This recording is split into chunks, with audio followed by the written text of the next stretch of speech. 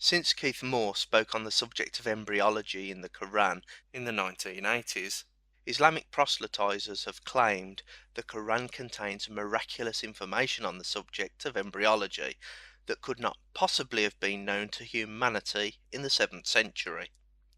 In particular, one verse which describes how bones form before flesh has been touted as an example of miraculous information.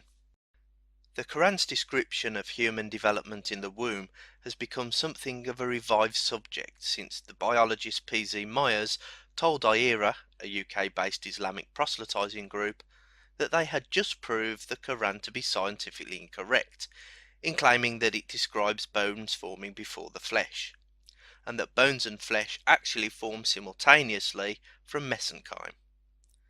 Of course, the Quran cannot possibly be wrong.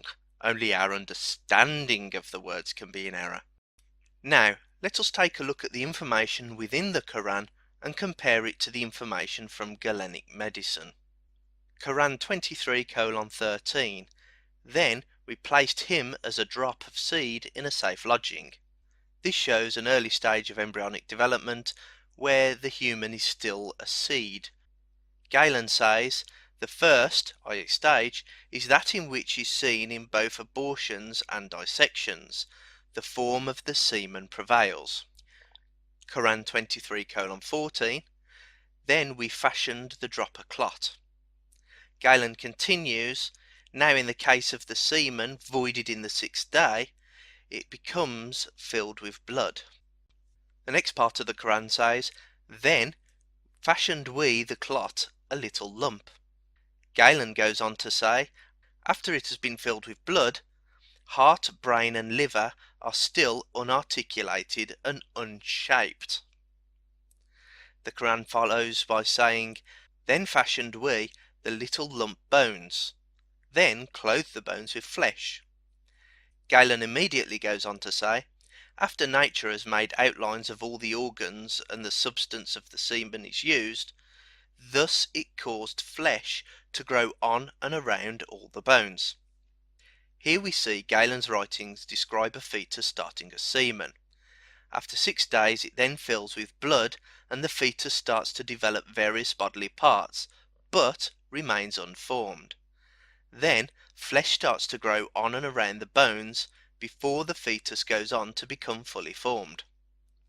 So, what is so miraculous about the information in the Quran? Almost identical words were spoken by a man hundreds of years earlier, who didn't need to claim divine intervention for their origin.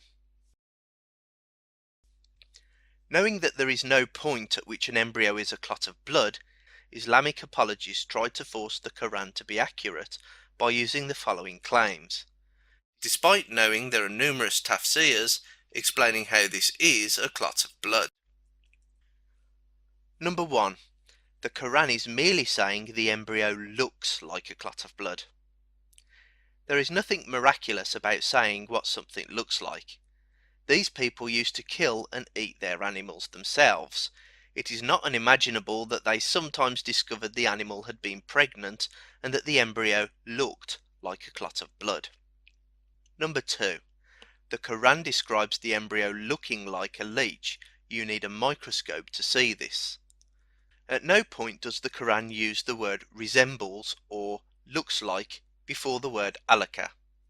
Therefore, the Quran would be saying that the embryo turns into a leech. To claim this is the meaning of the Quran is to claim the Quran is imperfect, because it could be improved by adding the word resembles. Number 3. The Quran is describing the way the embryo clings to the uterus. As with the Quran's vague stages of human development, this too was explained in Greco-Roman medicine long before Muhammad was born. Galen reports that the fetus is attached to the womb, just like fruit to a tree. Or number 4. The Quran is describing the way the embryo lives off its mother's blood.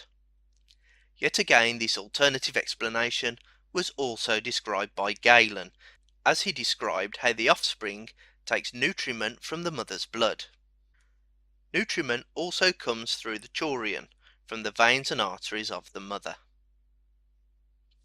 The fact that so many people claim different miraculous meanings for the same word alaka clearly shows that the meaning of this word is being inferred by the reader and then retrofit in an attempt to match reality.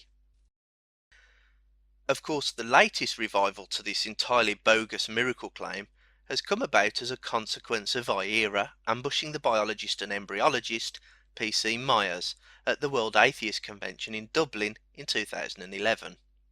During this interview, Adnan Rashid told P.C. Myers, Does Aristotle say the bones come first and then the flesh and the muscles? Is that what the Quran specifically says? Absolutely. and thus the Quran is a miracle. At which point, P.C. Myers informed them that this is factually incorrect. You just demonstrated that the Quran is wrong. These are forming simultaneously with each other. As expected, the apologetic machine is now in full motion, as the clear words of the Quran are examined closely in order to discern what they clearly said from the start, whatever that might be, as long as it matches reality.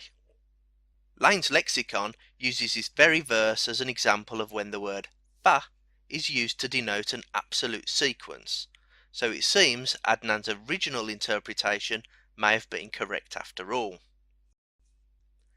I currently see the miracle claim possibly morphing into one of the following reinterpretations. Number 1. The original miracle claim was correct. Bones develop before flesh. I am not a biologist or an embryologist, so I cannot comment on the science. But if this does turn out to be the case, then the verse is not a miracle, because the text I quoted from Galen hundreds of years before the Quran also states that flesh grows on and around the bones. Number 2. The Quran does not say, then we clove the bones, but and we clove the bones. This certainly isn't a miracle, as replacing the word then with and removes any indication of sequence. As a consequence, the verse would be saying nothing more than bones have flesh around them. And it takes no more intelligence than a child to know that your bones are clothed with flesh, just as our flesh is clothed with man-made fabrics. Number 3. Our original understanding of the Quran was incorrect. The bones and flesh form at the same time, and then later the flesh attaches to the bones. The Quran's terse description of embryology does not say that the flesh moves onto the bones. Interpreting the words in this way is merely an extrapolation and an inference. But again, this is no miracle. The word used for clothe also means to drape upon or to cover. We do not need to invoke the divine in order to say that bones are covered by flesh, and thus, by definition, this does not match the criteria of a miracle, because there is a much more mundane explanation for this text. Thus, we do not need to invoke a supernatural power. The simple fact is that the words clothed the bones with flesh is a valid way to rephrase the words written by Galen hundreds of years earlier. Caused the flesh to grow on and around the bones.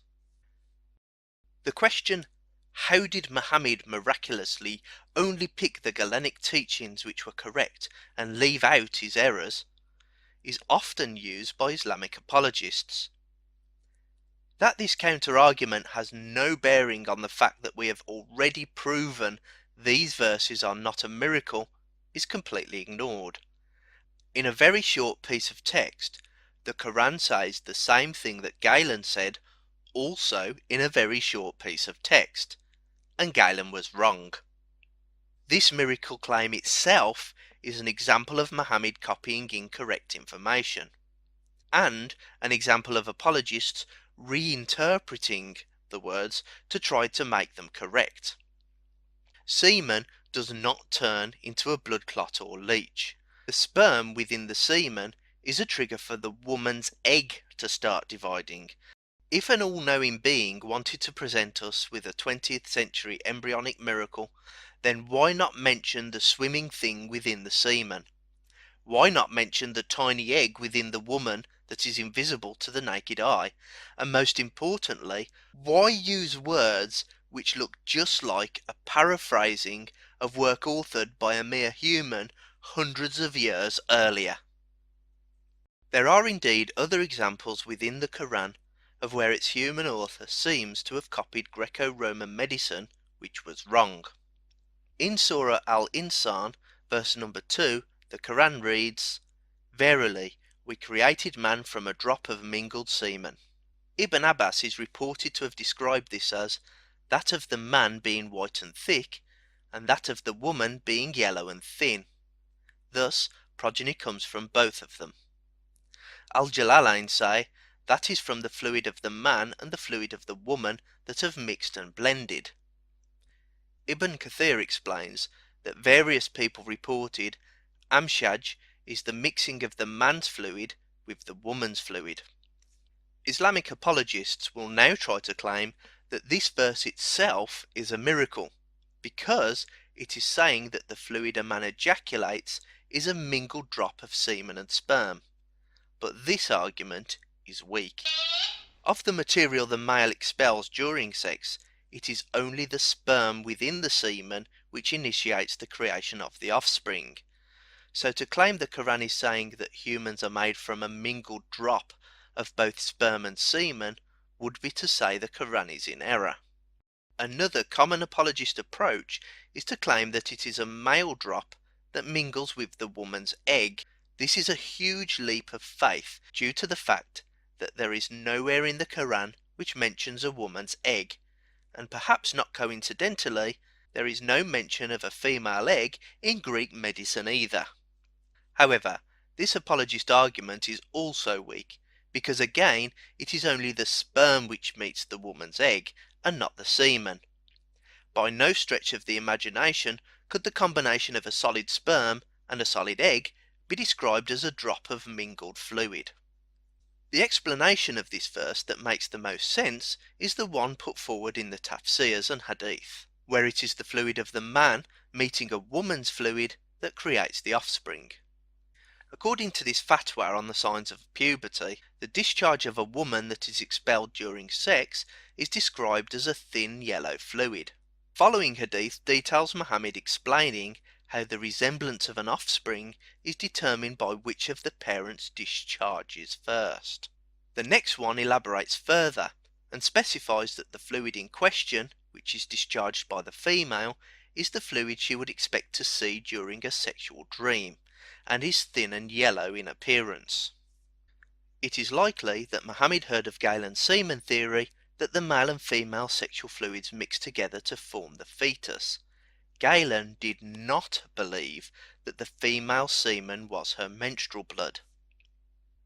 Galen writes, "The similarity of offspring to their parents arises through a source common to both parents, but menstrual blood is not a source common to both male and female.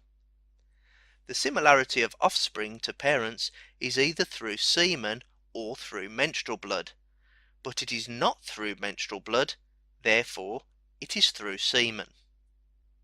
Galen clearly thought that both male and female semen are produced during an orgasm, and that the woman's semen is visibly thinner than male semen. Galen writes, "When therefore the female produces semen at the same time as the male, the semen discharged through each of the two horns and carried to the middle of the hollow of the uterus coats the passages, and at the same time reaches the male semen. It mixes with this semen, and the membranes are entwined with each other. The female semen provides this service for the fetus and becomes, as it were, a kind of nutriment for the semen of the male, for it is thinner than the male semen and colder." If there is any doubt that the discharge mentioned in the preceding hadiths were about vaginal lubricant, then the following hadith explicitly linking a wet dream directly to this discharge should clear up the matter, especially as it also identifies this discharge as being the same fluid which makes her offspring resemble her. Sulaim said, "O Allah's apostle, verily Allah is not shy of telling you the truth. Is it essential for a woman to take a bath after she has had a wet dream?" He said, "Yes, if she notices discharge." On that Salama laughed and said, "Does a woman get a nocturnal sexual discharge?" He said, How then does her son resemble her, his mother? Verily, we created man from a drop of mingled semen. Quran 86 verses 6 to 7. He was created from a fluid, ejected, emerging from between the backbone and the ribs. As the tafsirs explain, the fluid is that which is emitted from between the backbone of the man and the ribs of the woman. The problem with this is that again it mirrors Galen's erroneous mixing of fluids. Female fluid excretions do not form part of the embryo. Apart from that, the part of the male which causes reproduction is the sperm, which is created below the penis. To be correct, the Quran would have to say that we are all created from what is within the fluid. Apparently, there was confusion in ancient times as to whether the testes or the kidney was the source of semen. The Romans gave up and called the kidneys renes, from which we take our adjective renal. Either way you look at this verse, it appears to be a copy of one of Galen's erroneous writings. But how could Muhammad have known? This of course is an argument from ignorance. I don't know the answer to X, therefore I do know the answer to X, and the answer is... insert unfounded belief of your preference here. It is also a completely irrelevant question. The mere fact that other humans knew this information means that it was within the sphere of knowledge of mankind. What we do know is that an individual could have known this information, whether we know how they came into possession of that information or not. IERA have been announcing for a number of months that their new research into these verses of the Quran have not only proven to be correct, but, probably not surprisingly, have turned out to be even more accurate than originally thought. It seems that Hamza Zorsis has already started to release snippets on his website. One of these snippets attempts to disassociate Muhammad from Hellenistic medicine by claiming that one of his companions, Haris ibn Kalda, could not have learned Greek medicine at Jandishapur, because no such medical academy existed. The following quote is from the website hamzazorsis.com. Jandishapur was certainly a meeting place for Arab, Greek, Syriac and Jewish intellectuals, but there is no evidence that any medical academy existed there. Only in the early 9th century did Arab Islamic learning medicine take shape. The first obvious point to make here is that even if this argument did disprove the notion that Haris ibn Kalda learned Greek medicine from Jandishapur, it does not prove that he didn't learn it somewhere else. It also doesn't rule out the possibility that Muhammad heard some very basic embryology concepts from someone like Haris ibn Kalda's adopted son, Al-Nazar, who was Muhammad's cousin and also who allegedly travelled to increase his knowledge and was a medical physician like his adopted father. It doesn't rule out the possibility that Muhammad's doctor gave him a brief overview one day while they were discussing the apparent miracle of pregnancy, or that a friend told Muhammad what his doctor had told him during a trip to the doctor with his pregnant wife. Putting forward a list of everyone to have ever come into contact with Muhammad who either was a physician, had ever talked to a physician, or had ever talked to someone who had talked to a physician, and so on, would not only be impossible, but would also be pointless. For the embryonic verses in the Quran to be considered a miracle, we must concede that the only way Muhammad could have come across such information must have been via a divine entity. The book by Roy Porter, cited by IERA, is not the only one claiming that Jandishapur was not a great medical academy. We have no persuasive evidence for the existence of a medical school or a hospital at Jandishapur, although there seems to have been a theological school and perhaps an infirmary. If there was an infirmary at Jandishapur, then it is still possible that an individual such as Haris ibn Kalda may have learned additional medical knowledge whilst working there, but really this is utterly unimportant. David Lindbergh continues, the story must not be oversimplified to the point where the diffusion of Greek learning is viewed as hanging on the slender thread of Nestorian activity in the city of Jondashapur. Rather, we must see this as a widespread movement of cultural diffusion, whereby the aristocracies of Western and Central Asia assimilated broadly and deeply, and by a variety of mechanisms. To assume that Jondashapur was the crucial point from which Greek medicine was disseminated throughout the region is clearly an error. The diffusion of Greek medicine throughout this region and the rest of the world was a slow but long process lasting many centuries, ensuring that it became part of cultures across the globe. But the book by David Lindberg is not the only one that reaches this conclusion. If only Ira had spent some time reading the book they cited, rather than simply quote mining it, they would have learned a whole lot more on the subject of the dissemination of Greek medicine throughout history, and they possibly would have realised that their point about Haris ibn Khaldun was somewhat pointless. Even though Greek medicine had not yet taken shape, as early as 1700 years before Muhammad was born, the Greeks were already travelling as far as Egypt. Greek medicine was an open system available to anyone to learn, which contributed to its development. By the 4th century BCE, Aristotle had been appointed as teacher to Alexander the Great. Alexander the Great's conquests brought Hellenistic knowledge as far as Egypt, the Persian Gulf, and Sicily, and led to the creation of the Library of Alexandria. A large collection of medical documents attributed to Hippocrates were available in the Library of Alexandria as early as 250 BCE. In the 1st century CE, anatomy was being taught in the Library of Alexandria. In approximately 145 CE, Galen himself studied at the library. After Galen died, Greek medicine remained mostly unchanged. By 324 CE, Constantinople, Byzantine, was a Hellenistic safe haven.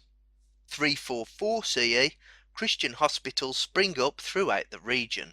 Leontius, Bishop of Antioch, from 344 to 358, set up hospitals in his see, around 360 of them. Pre-640 CE, it was still possible to learn Greek medicine, and specifically Galenic medicine, in Alexandria.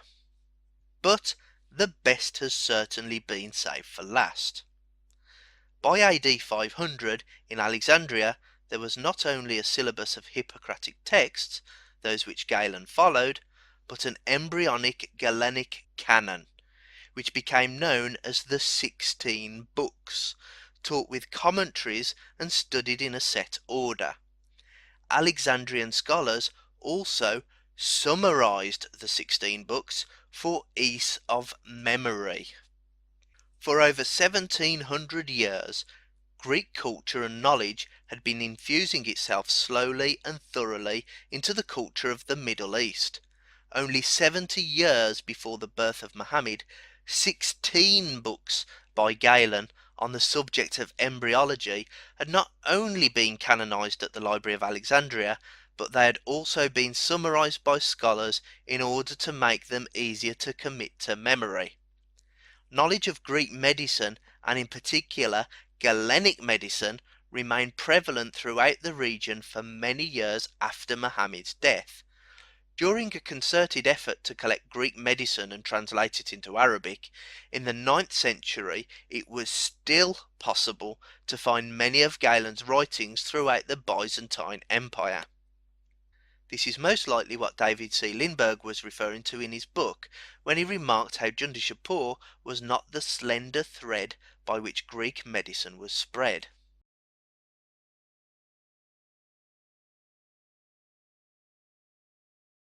When reviewing the evidence presented, the question we should ask should not be, how could Muhammad have known, but rather, how could Muhammad not have known?